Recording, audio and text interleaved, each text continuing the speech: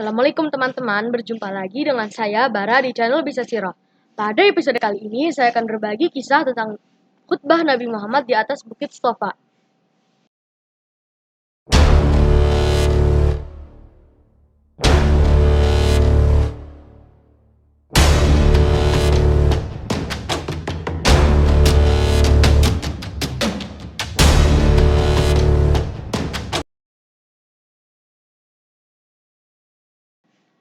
Pada episode sebelumnya saya sudah berbagi kisah tentang dakwah Nabi Muhammad secara terang-terangan.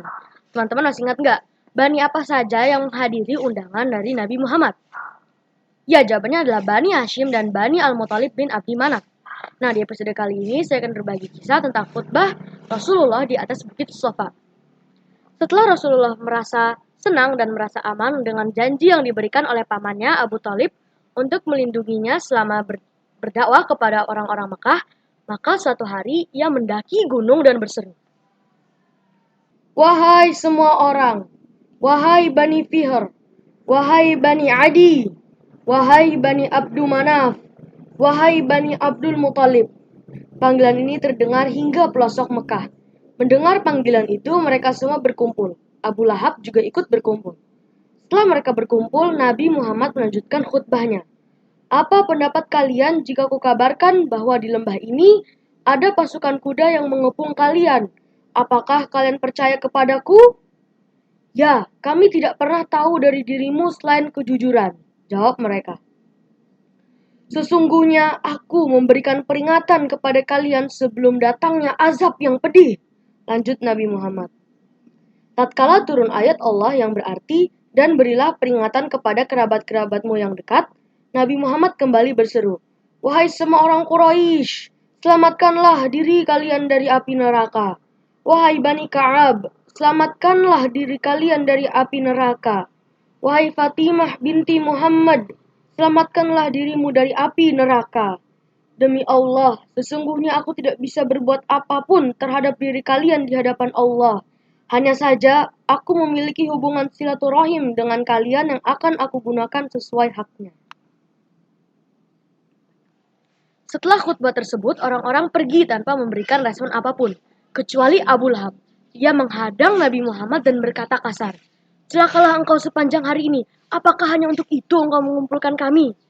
Respon Abu Lahab itu tidak dijawab oleh Nabi Muhammad karena Allah langsung membalasnya dengan ayatnya, yaitu Quran Surat Al-Lahab ayat 1 yang berbunyi, "Binasalah kedua tangan," yang artinya binasalah kedua tangan Abu Lahab dan sungguh binasalah dia.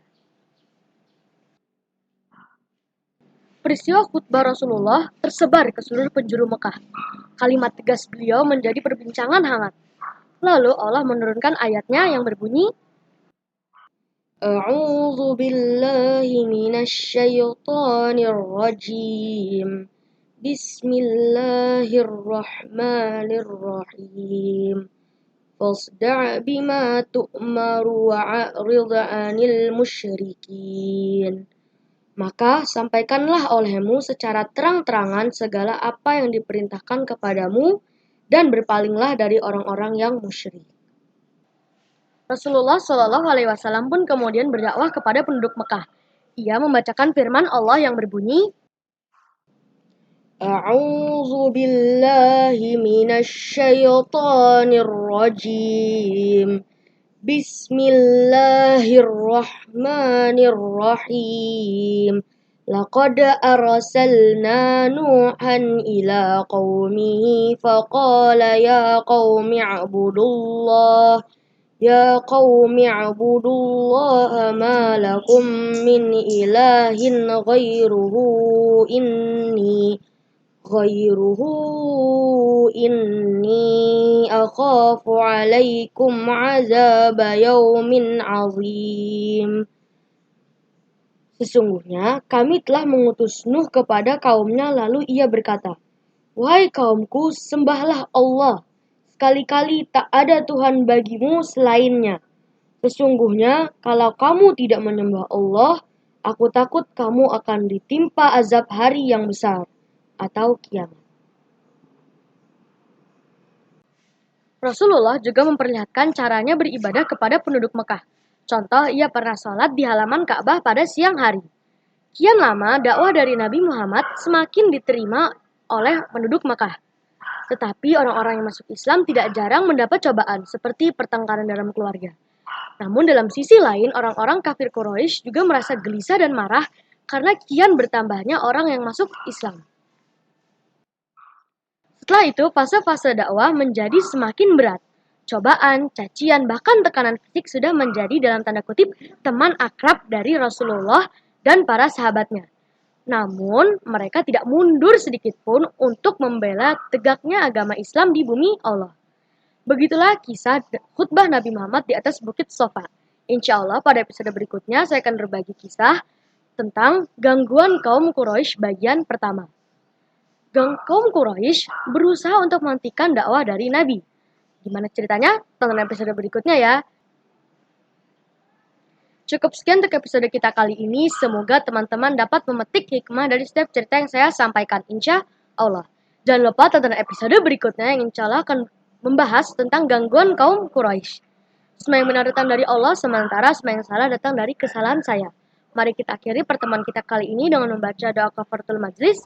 Subhanakallahumma wa bihamdika asyhadu an la ilaha illa anta astaghfiruka wa atubu ilaik. Assalamualaikum warahmatullahi wabarakatuh.